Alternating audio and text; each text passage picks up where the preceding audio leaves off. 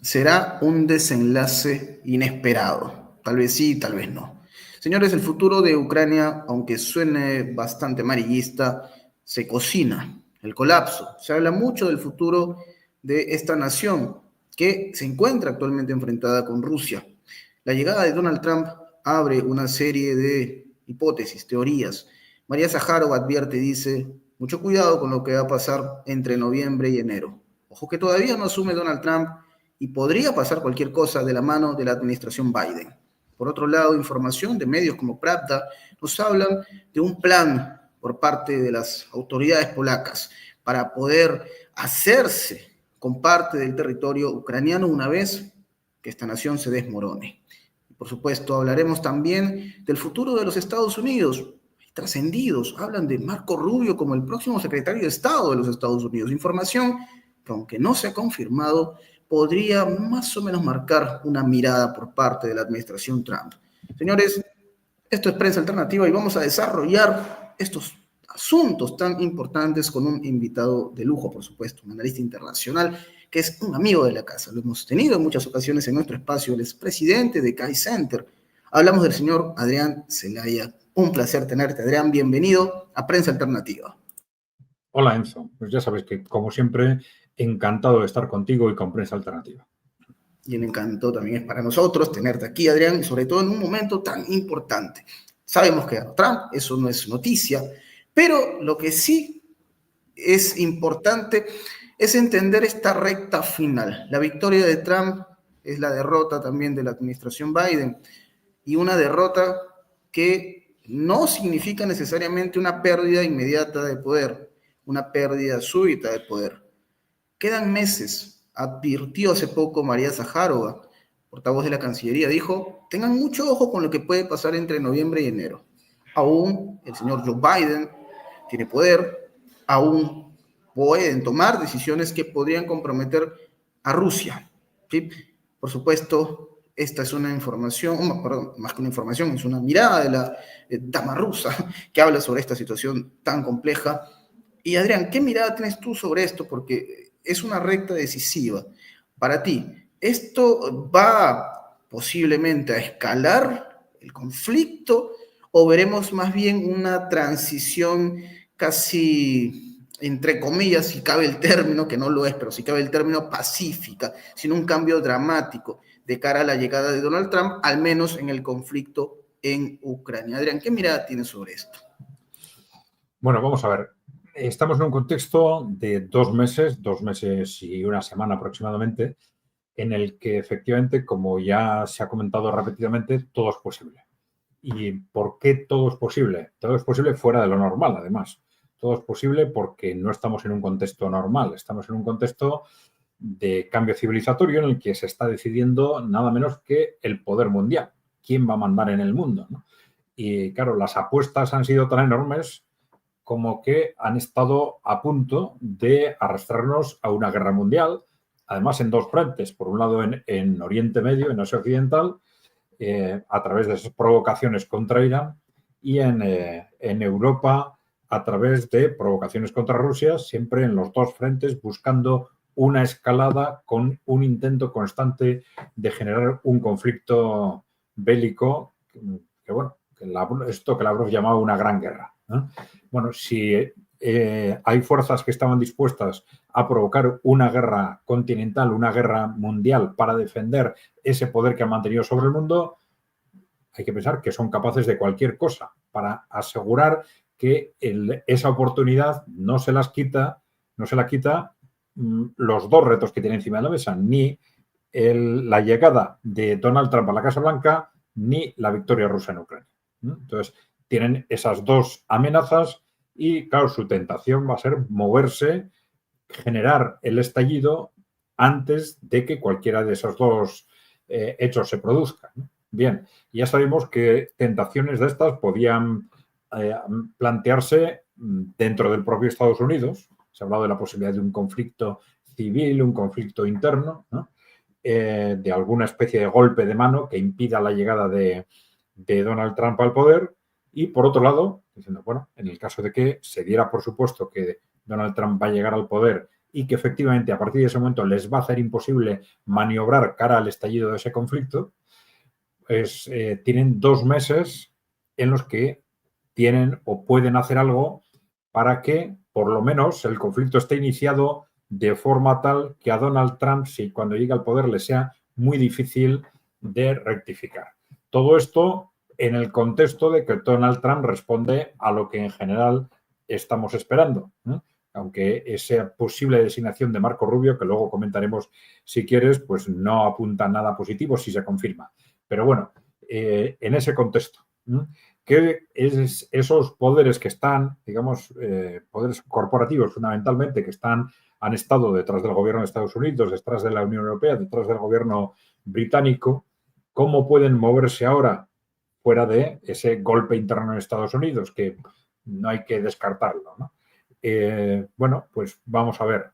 Los movimientos que estamos detectando ya son movimientos de países europeos como el Reino Unido y Francia, en colaboración con Polonia fundamentalmente, pues de cara a una escalada inmediata, ¿no? Están hablando de reactivar esas iniciativas de dotar o de permitir a Ucrania lanzar misiles de largo alcance contra Rusia. El propio Emmanuel Macron ha reactivado esta idea que él movió durante varios meses antes de las elecciones europeas de desplazar tropas directamente a Ucrania, diciendo que no hay que descartarlo, ¿no? Entonces, verbalmente y en conversaciones internas están trabajando la hipótesis de empujar una escalada ya de forma inmediata, ¿no? Durante estos 2 meses. También están hablando de que estos 2 países, Gran Bretaña y Francia, están intentando convencer a la administración Biden para que les dé el visto bueno, ¿no? Para tomar esa medida, ¿no?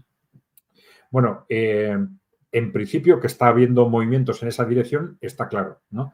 Se está hablando, tú has dicho, de este artículo de Pravda en el que reactiva ese interés hipotético de Polonia por una parte de Ucrania, una parte del territorio de Ucrania, un interés que se reactivaría.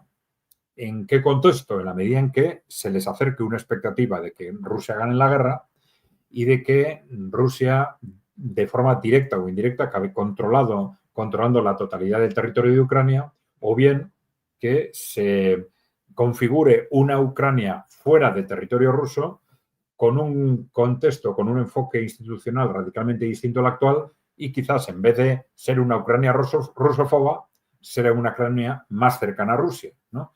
Y esto es el contexto en el que Polonia, o esa expectativa, podría llevar a Polonia a reactivar esa reivindicación histórica con apoyo de Occidente, a decir, bueno, ya no va a ser Rusia ni va a ser Ucrania, sino que va a ser Polonia la que se haga con esos territorios del este, que depende cómo se configuren, podría abarcar la frontera con Polonia, pero incluso se está hablando la frontera con Hungría y con Eslovaquia, ¿no? Tal forma que esto qué significaría que esa influencia que conseguiría Rusia como consecuencia de su victoria podría verse en cierta forma limitada por faltar ese contacto territorial del territorio de Ucrania con Hungría y Eslovaquia en concreto, ¿no? No ya solo con Polonia, sino con Hungría y con Eslovaquia, ¿no? Bueno, esto podría ser una tentación de limitar territorialmente el impacto de esa victoria rusa, ¿no? Y a la vez, a corto plazo, pues intentar generar de alguna forma ese estallido por el que parece que están claramente apostando tanto Emmanuel Macron como Keir Starmer en Gran Bretaña, ¿no? Bueno, aquí ¿cuáles son las claves para que esto se mueva? Pues las claves, como siempre, como estamos repitiendo una y otra vez, es hasta qué punto llega o puede llegar durante estos 2 meses el poder de hecho de Donald Trump, de Trump o del trumpismo, si se quiere, ¿no? Hasta qué punto va a tener influencia en los militares y en los servicios de inteligencia como para detener estos procesos, ¿no? Y yo creo que esta es la cuestión clave y que es muy difícil interpretar desde fuera, ¿no? Es muy posible que Wall Street, los demócratas, bueno, pues es el contexto de los demócratas, pero no lo que ellos piensan en este momento, en esas condiciones, igual no tiene demasiada importancia, ¿no? Es más bien la vía directa entre Wall Street, el ejército y los servicios de inteligencia la que va a intentar probablemente, si tiene un margen de actuación al respecto, hacer estallar el conflicto durante estos 2 meses, si es que esa influencia que también sabemos que el trumpismo tiene tanto en el ejército como en los servicios de inteligencia, no es capaz de impedirlo, ¿no? Es evidente que el hecho de que Donald Trump haya sido ya nombrado presidente le da una influencia personal, de hecho, muy importante con respecto a, en principio, pues todos los militares o los agentes de los servicios de inteligencia que mantengan una posición más o menos neutra, ¿no? No ya solo los que estén directamente influidos por el trumpismo, sino los que estén en una posición más o menos neutra. Pero no le va a ser fácil controlar a los que tienen una posición muy clara en contra del trumpismo, entre otras cosas porque muchos de ellos han sido amenazados ya desde el ámbito de Trump con que van a ser expulsados y quizás sancionados o enjuiciados por sus actuaciones de años anteriores, ¿no? Entonces, esas tentaciones van a estar encima de la mesa, ¿no?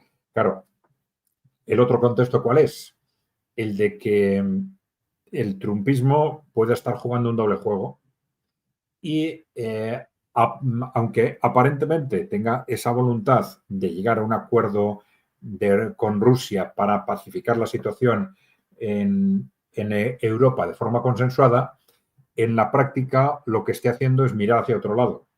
Lo que mira hacia otro lado mientras Europa se mueve en esa dirección de escalada dentro de esa estrategia que algunos han planteado y un diputado de la Duma rusa mencionó hace unos días en el sentido de que ahora Estados Unidos intentaría hacer lo que ha hecho con Ucrania, hacerlo con Europa.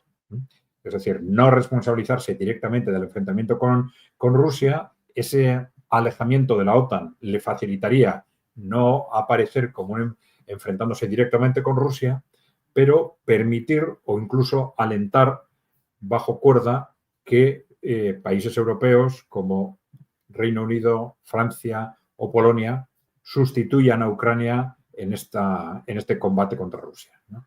Esa sería la hipótesis quizás más negativa, ¿no? Que hasta no vamos a poder desecharla hasta que Trump comience su mandato y confirmemos en la práctica realmente cuáles son sus intenciones, ¿no?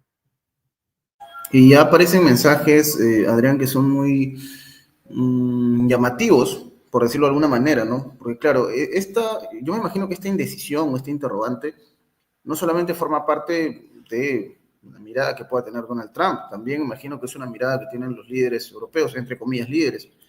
Hace algunas horas veía, por ejemplo, una nota de este señor Rod Bauer, que es, como sabemos, el jefe del comité militar de la OTAN, el almirante Bauer, y él hablaba de algo puntualmente, y lo dijo sin ningún tipo de escrúpulos, completamente siendo genuino, en una conferencia, por cierto, una cumbre, perdón, de defensa en República Checa.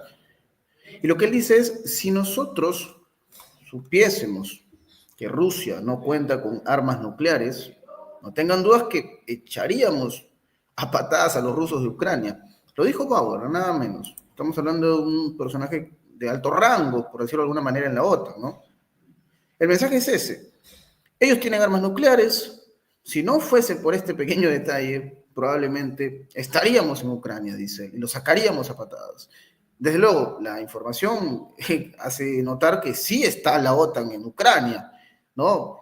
Con diversas figuras, ¿no? Instructores, le dicen algunos, bueno, ellos dicen que son instructores, pero se habla ya de una presencia. Sin embargo, da la sensación, no sé cómo lo tomas, Adrián, que este mensaje de Rod Bauer es como de ir reculando, ¿no? Diciendo, bueno, probablemente no vamos a tener, al menos en Ucrania, un escenario de confrontación directa en todo el sentido de la palabra, y parece ser también una retirada, porque claramente la situación es insostenible. Se sabe que Ucrania no cuenta con personal para seguir combatiendo, digamos, una cantidad importante, ¿no? Ni qué decir de las municiones. Entonces, el mensaje que llega desde la OTAN parece ser como una especie de indirecta, ¿no? Diciendo, bueno, señores, Rusia es una potencia nuclear, tal vez no sea buena idea enfrentarnos al menos en este espacio, ¿no? Al menos en Ucrania. ¿Y qué mirada tienes, Adrián, sobre esta posición que para mí es muy, muy llamativa por parte de este señor Rod Bauer de la OTAN? Sí, no es de descartar esa interpretación que tú haces, aunque yo he oído hoy mismo interpretaciones contrarias, en el sentido de que está intentando, digamos, crear un clima de beligerancia, plantear, poner, situar sobre la mesa la hipótesis de un conflicto directo con Rusia, ¿no? Vamos a ver. Claro, lo que sí es cierto es que hay fuerzas moviéndose en direcciones contradictorias en este momento en la OTAN y en Europa, ¿no?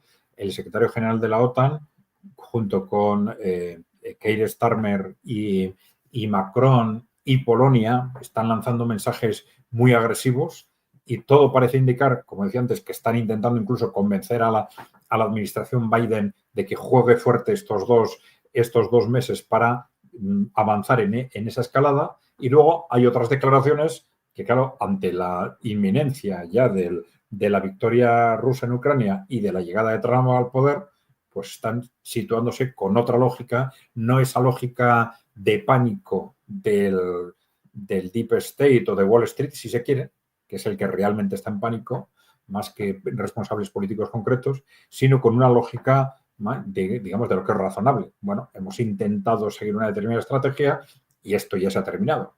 Rusia ha ganado la guerra, Donald Trump ya ha ganado las elecciones, se acabó, ¿no? Entonces vamos a preparar el terreno para una salida lo más honrosa posible. Esta sería la salida lógica, pero no hay que descartar nada, no hay que descartar nada porque ya más de una vez hemos comentado qué es lo que Wall Street, lo que la élite corporativa occidental tiene en juego. Entonces, lo que hemos visto durante el último año no es unos responsables políticos que han seguido una estrategia y, bueno, pues ahora la cambiamos porque no tenemos más remedio y punto, ¿no? No es nada de esto, son unas élites corporativas que han venido controlando el mundo durante mucho tiempo y que ahora se están jugando la pérdida del control del mundo, pero de tal forma que, como consecuencia de la victoria rusa en Ucrania y el avance de los países emergentes, esto va a llevar muy rápidamente, bueno, todo el mundo habla ya de la posible disolución de la OTAN, pero a un cambio político en Estados Unidos y sobre todo en Europa Occidental que les va a llevar probablemente a perder su propio poder poder económico y político en el propio Occidente. Y esto es poner ya su futuro personal incluso en cuestión. Es decir, se están jugando tanto y han jugado ya tan fuerte que si tienen alguna opción de generar ese estallido durante estos 2 meses, lo van a intentar. Ya digo, desde mi punto de vista, están ya moviendo sus peones, como Keir Starmer o Macron intentando generar ese estallido, y el freno es que, claro, esos peones tienen que convencer a un núcleo suficientemente amplio como para poner en marcha unas decisiones tremendas de un estallido global, que van a provocar un estallido global en Europa. Y es muy probable que a la hora de mover fichas, pues haya muchas personas a las que les tiemble la mano, ¿no? Es decir, en ese contexto en el que ya estamos, ¿no? Con una Rusia ya ganando la guerra y con un Trump que ya ha ganado las elecciones, ¿no? Entonces, ese juego ya de tan corto plazo de intentar provocar la guerra, pues aunque haya responsables políticos que lo tengan muy claro, hay que ver en qué medida los responsables militares, por ejemplo, les siguen o no les siguen en esa carrera tan enloquecida de semanas o de unos pocos meses, ¿no? Hay que acordarse de lo que sucedió con el ejército de Estados Unidos hace un par de meses. Es decir, en relación precisamente con este tema de esta propuesta de poner en marcha el lanzamiento de misiles de largo alcance contra Rusia, ¿no? Sabiendo que era un contexto, era causa de guerra directa contra Rusia y Keir Starmer y la administración Biden estaban de acuerdo en ir por ese camino, ¿no? Y fue el ejército de Estados Unidos el que, al parecer, frenó la decisión con el argumento de que esto no tiene sentido militar por un lado y nos va a llevar a una guerra nuclear directamente por el otro, ¿no? Frenó por lo menos temporalmente, ¿no? Pero está claro que hay una serie de fuerzas que tienen que moverse y es muy fácil que, aunque haya personalidades, responsables políticos e incluso algunos del ejército que estén apuntando en esa dirección, que las resistencias incluso internas sean muy fuertes en un contexto, digamos, institucionalmente tan débil como el actual, ¿no? Complicado por donde se observe. Justo al inicio, Adrián, tocábamos esta situación, ¿no? De lo que está pasando con Ucrania y el interés, según contaba Pravda, de las autoridades polacas. De hecho, ya había hablado hasta hace no mucho el primer ministro, ¿no? Hablamos de Donald Tusk, quien había señalado que había una especie de, ¿cómo decirlo? Un bloque, un mini bloque dentro de la alianza que tenía que ver con Gran Bretaña, con Francia, y una posición prácticamente muy agresiva respecto al conflicto. Y bueno, en Pravda dan a entender que el plan maestro de Polonia con Donald Tusk a la cabeza es sencillamente, una vez que Ucrania se desmorone, hacerse parte del territorio, ¿no? De hecho, había hablado hace no mucho también el presidente de Bielorrusia, Alexander Lukashenko, quien advertía al pueblo ucraniano, ¿no? Tengan mucho cuidado con los planes de Polonia, tengan mucho cuidado. Ellos quieren cortar un pedazo de Ucrania, ¿no? De la Ucrania occidental y apoderarse de ella. Así que esta situación, Adrián, nos hace pensar en el destino de esta Ucrania. Se habla mucho del destino de la guerra en general, pero claramente si es que el conflicto continúa, si es que la OTAN necesita que esto siga, será en otro escenario. La pregunta es, ¿y qué quedará de Ucrania? ¿Qué pasará el día después del colapso, el día después de que se reconozca la victoria de Rusia sobre esta nación, aún gobernada legítimamente, por cierto, por Volodymyr Zelensky? Sí, vamos a ver. Ahí sabemos que una parte de Ucrania, de lo que era Ucrania, va a quedar incorporada a la Federación Rusa, ¿no? La gran duda es si esa parte va a ser lo que se llama Novorusilla, que es fundamentalmente el área de lengua fundamentalmente rusa, ¿no? O va a ser una zona quizás más reducida. Pero sí parece claro que estratégicamente lo lógico es que Rusia aspire a incorporar también Odessa, ¿no? Que es una parte fundamental y por lo tanto esto supondría también el control total del acceso al Mar Negro, ¿no? No sé si es tan importante exactamente a partir de ahí donde se sitúen las nuevas fronteras entre Rusia y Ucrania. Pero sí sabemos que, claro, para Rusia es imprescindible, inevitable, negociar un nuevo contexto institucional para el resto de Ucrania, ¿no? Pero bueno, un nuevo contexto institucional que no permita que Ucrania siga siendo, como lo hemos construido desde Europa y Estados Unidos desde el año 2014, digamos, una especie de ariete de rusofobia aliado con la OTAN como un instrumento para una permanente agresión contra Rusia, ¿no? Entonces, esa nueva configuración institucional va a configurar una nueva Ucrania, ¿no? Eso está claro que va a suceder. Ahora, la cuestión es qué pasa con esos territorios del oeste, más al oeste de Ucrania, sobre los cuales Polonia pues, tenía pues, unas ciertas reivindicaciones históricas, ¿no? Pero reivindicaciones que no se han activado hasta ahora, ¿no? No se han activado hasta ahora y que, al contrario, pues parecía pues algo impensable que ni Polonia ni los países que han estado apoyando a Ucrania autoricen de pronto una invasión de este país para incorporar esa parte de su territorio a Polonia, ¿no? No parecía conceptualmente absurdo, ¿no? Pero claro, ¿cuál puede ser la lógica de reactivar esa reivindicación histórica?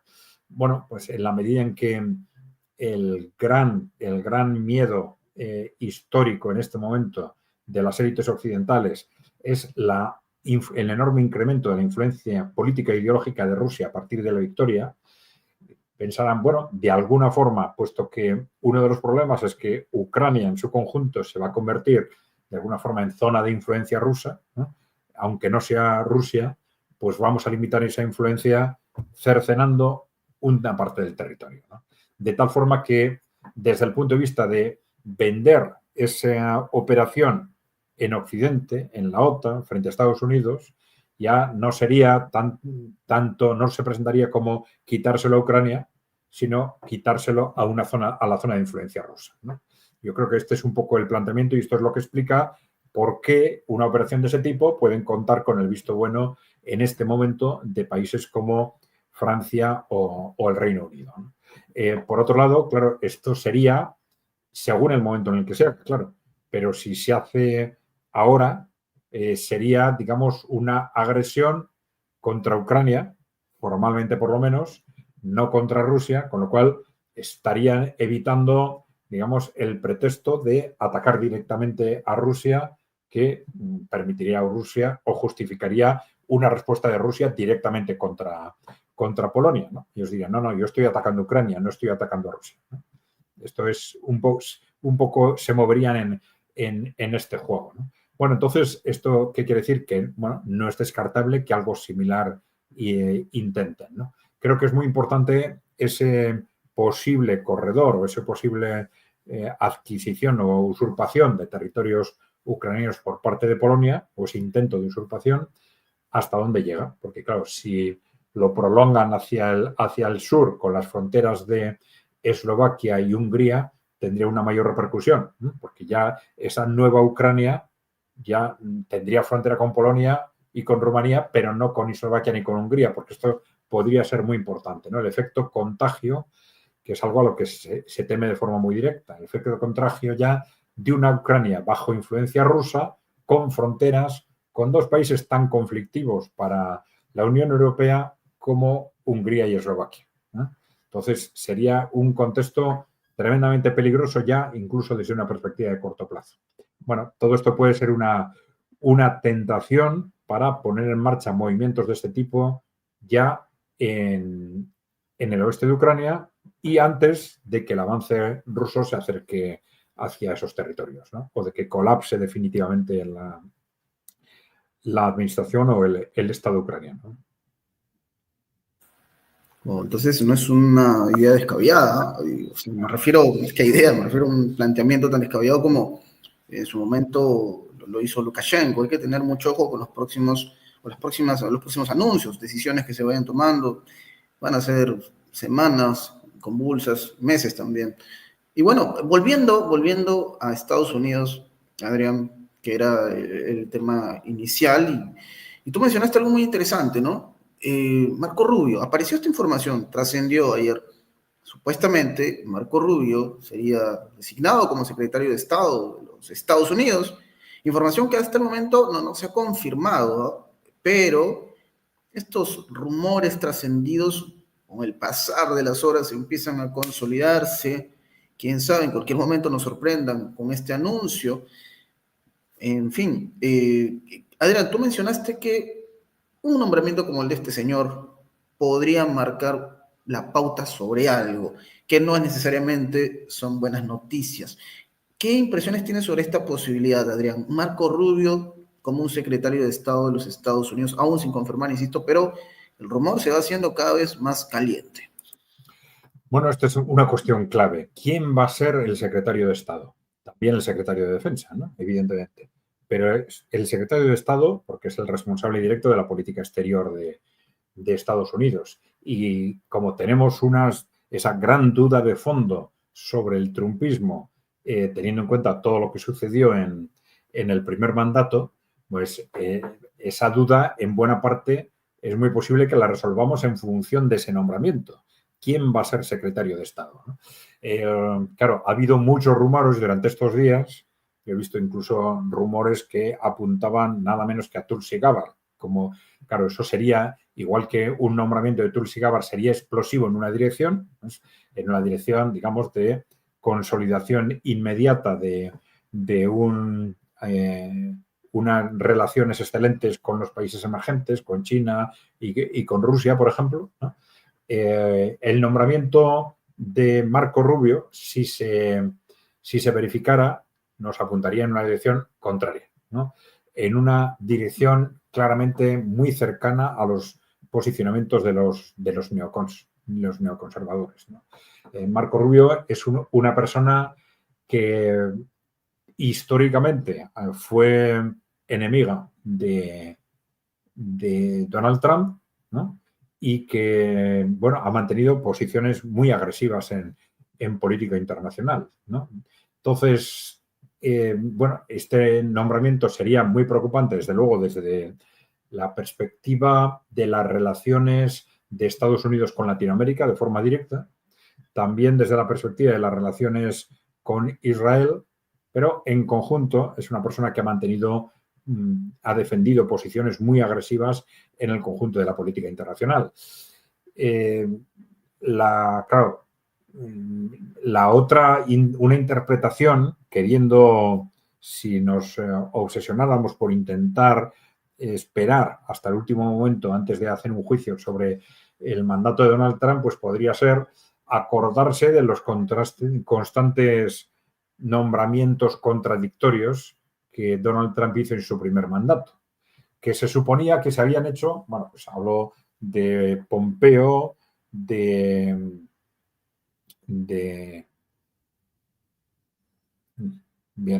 Bolton, ¿no? De Bolton, es decir, de neoconservadores que, bueno, él repetidamente ha explicado pues que si con este me engañaron, con este pensaba que iba a ser de otra forma, etcétera, ¿no? Pero claro, entonces era un Donald Trump que se suponía que no controlaba su propio partido, que estaba en una posición muy débil, y sin embargo ahora, recordemos sus declaraciones de hace unos días, diciendo, bueno, ahora vamos en serio, ¿no? Ahora vamos en serio y vamos a hacer, porque podemos, vamos a hacer lo que realmente queremos hacer. Si dentro de ese lo que realmente queremos hacer elige una persona como Marco Rubio para gestionar la política internacional, las relaciones internacionales, pues realmente enseguida tendríamos que empezar a pensar que por segunda vez, pues Donald Trump ha engañado a muchos de sus seguidores y a muchos países que de una forma u otra han confiado en que efectivamente Donald Trump iba a hacer esa apuesta porque Estados Unidos deje de ser el policía del mundo y se concentre en su propio desarrollo de forma compatible con el proyecto multipolar de los países emergentes. El nombramiento de una persona como Marco Rubio nos estaría apuntando en una dirección claramente contraria. Y yo recuerdo, Adrián, que tú lo habías advertido hace algunos meses cuando hablábamos, ¿no? Hay que tener mucho cuidado con lo que diga Donald Trump. Una cosa es hablar antes de ser poder y una historia distinta es cuando seas poder. Entonces, mucho ojo con lo que pueda pasar, ¿no? Marco Rubio, un personaje nada amigable para América Latina, seguramente nuestra audiencia, así lo recuerda. Con mucha tristeza este personaje. Bueno, y hablando de eso, creo yo que sería un tema también importantísimo, Adrián, en esta conversación, a propósito de la política que pueda tener Estados Unidos respecto al mundo, a lo que lo rodea.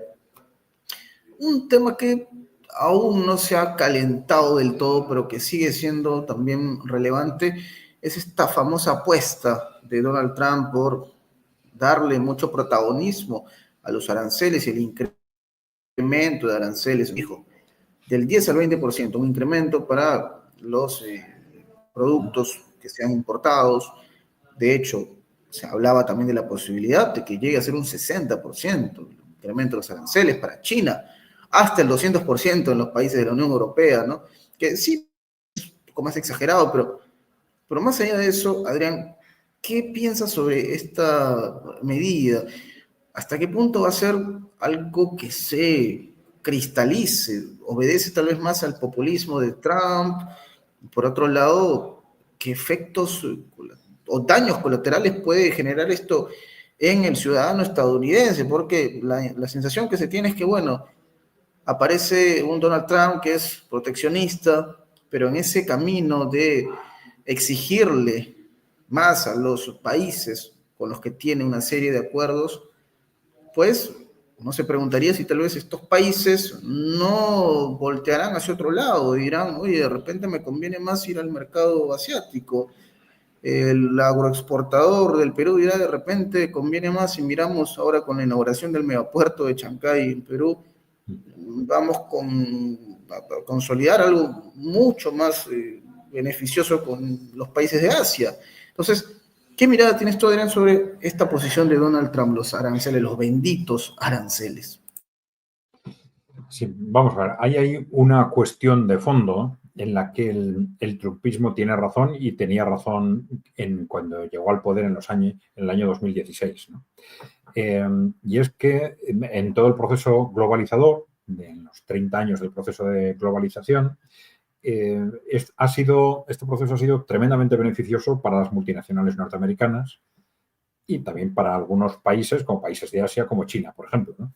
Pero ha sido tremendamente dañino para muchos ciudadanos norteamericanos y también para la industria norteamericana. Y, de hecho, está en la raíz de que Estados Unidos se haya ido convirtiendo de un país fundamentalmente productor en un país fundamentalmente consumidor, ¿no? Con déficits comerciales permanentes, ¿no?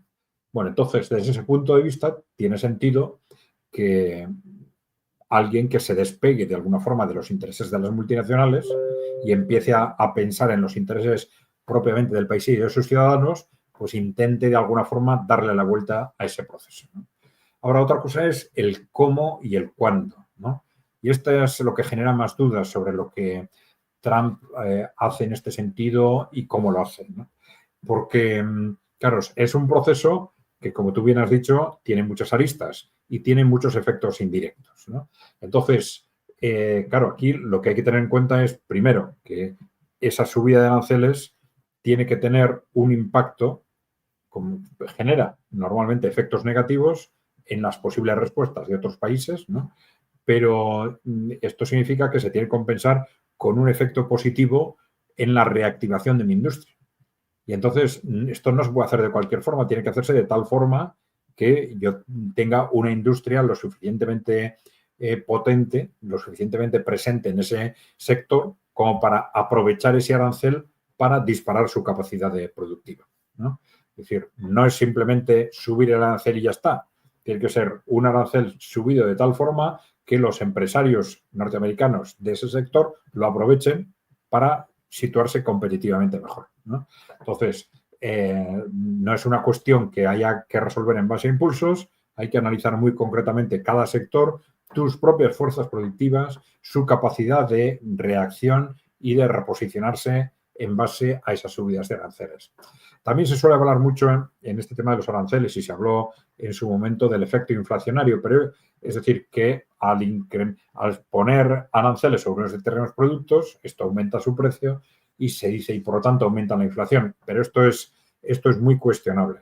Claro, depende cómo se gestione. Pero claro, sí es cierto que aumenta el precio de esos productos, pero eso lo puede gestionar la administración compensándola con otros impuestos. Es decir, es un incremento de impuestos que suponen más ingresos para la administración que puede facilitarle reducir otros impuestos y, por lo tanto, compensar ese efecto inflacionario. Luego, el efecto inflacionario se produce si se quiere que se produzca, puede neutralizarse fácilmente. El otro es el problema, es decir, que Estados Unidos tiene que tener esa capacidad de hacer uso del impacto potencialmente positivo para su industria de esa subida de aranceles. Si es una mera subida de los costes que tu industria no consigue aprovechar, pues va a generar efectivamente una reacción negativa contra mi industria en otros ámbitos y al final el efecto final puede ser negativo. Por eso es muy importante analizar esto sector por sector. y desde la perspectiva, ya digo, de la estructura productiva de Estados Unidos en cada uno de los sectores afectados por cada uno de los aranceles. Qué interesante todo lo que pone sobre la mesa, Adrián, porque claramente, claro, como en todo, digamos, en toda nueva gestión, ¿no? La suma de decisiones van a generar inconformidad en algunos sectores, es lo lógico, es lo lógico. Y bueno, Donald Trump ha sido muy claro, ¿no? América primero, ese es el mensaje, el eslogan del electo mandatario estadounidense, Donald Trump. Pero bueno, ha sido una conversación muy rica, Adrián, como siempre contigo, tenemos para hablar de muchos temas. Es un privilegio tenerte en nuestro espacio, siempre lo digo y lo remarco. Y bueno, como es habitual en estos espacios, Adrián, yo te invito a que nos dejes una reflexión, una mirada sobre lo que hemos estado conversando, ¿no? Sobre todo en esta audiencia que siempre se lleva un mensaje final, lo que va más allá de la noticia como tal, pues, ¿no? ¿Qué reflexión nos dejarías, Adrián, a propósito de lo que hemos conversado hoy? Bueno, yo creo que puede ser muy interesante centrarse en que tenemos 2 meses por delante especialmente difíciles y que a la hora de interpretar lo que vaya a suceder en estos 2 meses, que diría a nuestros oyentes que se fijen precisamente en esos dos nombramientos clave, ¿no? ¿Quién va a ser el nuevo secretario de Estado y quién va a ser el nuevo secretario de Defensa? ¿No? Son los dos nombramientos claves que nos pueden indicar efectivamente hacia dónde va el trumpismo en este segundo mandato. Analizar durante estos días, a ver si se confirma o no este nombramiento de Marco Rubio, esa es una cuestión clave. Luego ya hemos visto hasta qué punto la situación puede estar al punto de estallar en Europa. Y como siempre, pues habría que hacer una apelación a los ciudadanos, a la opinión pública europea, a que, de ser posible, se aliente una reacción que no se ha producido hasta ahora. Porque, evidentemente, uno de los factores fundamentales que puede tener ese proceso es la opinión pública. Ya sabemos, y lo hemos comentado otras veces, que tienen estas élites tienen mucho miedo a la opinión pública occidental y mucho miedo a la opinión pública europea. Esta es la razón de que no se hayan atrevido a provocar el conflicto directamente y hayan estado constantemente intentando conseguir que Rusia, en un caso, o que Irán, les den el pretexto para generar ese estallido, ¿no? Y no lo han conseguido, ¿no? Y han buscado ese pretexto porque pensaban que si tomaba la iniciativa sin tener ese pretexto, esto podía ser explosivo en la opinión pública europea. Entonces, el que la opinión pública se dinamice en este sentido, que los que nos oyen contacten, se muevan, se junten, se movilicen, puede ser fundamental en estos 2 meses para que determinados pasos se den o no se den. Correcto, y para eso precisamente hay que decirlo, ¿no? Somos de una tremenda audiencia y hay mucha gente que nos ve desde España también. Es importantísimo decirlo porque Adrián es muy reconocido. Y justo, Adrián, eso es algo que también quería mencionar porque muchos estarán preguntando, seguramente se quedaron con ganas de seguir escuchando más de estas reflexiones y estos mensajes y estos análisis de Adrián Celaya. ¿Dónde te podemos encontrar, querido Adrián? ¿En qué plataforma, canal? Cuéntanos, por favor. Sí, la forma más directa es el canal de YouTube, lo localizáis muy fácilmente como ECAI Center. ECAI con K, Center con C. Introduciendo esto en el buscador de YouTube, lo encontráis enseguida. Si os suscribís, estupendo. Ahí podéis dejarnos también preguntas y respuestas que vamos comentando a través de los vídeos que vamos elaborando en el propio canal. Qué bueno, entonces ya lo saben, suscríbase a Kai Center. En la descripción del video vamos a poner el enlace para que usted pueda sumarse. Esto es Prensa Alternativa, mi nombre es Enzo Anchante. Nos vamos a despedir, pero por supuesto agradecer nuevamente a Adrián Celaya por estar con nosotros. Tenerlo aquí en Prensa Alternativa es algo que disfrutamos todos y nuestra audiencia también. Así que si el video le ha gustado, no olvide darle like, comentar y compartir, que es totalmente gratis. Nos estaremos reencontrando muy pronto. Hasta la próxima. Muy bien.